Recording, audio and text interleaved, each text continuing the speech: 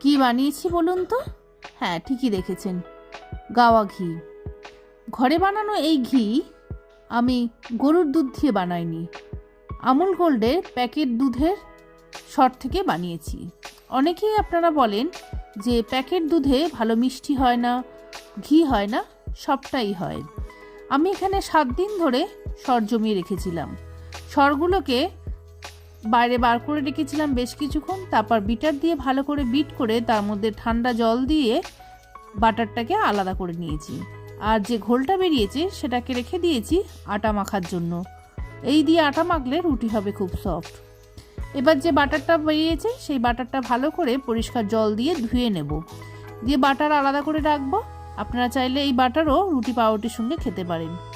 এবার বাটারটাকে কড়াইতে দিয়ে বেশ কিছুক্ষণ ধরে ফুটাবো। ফুটালেই এই গাওয়া ঘি রেডি হয়ে যাবে। এই ঘি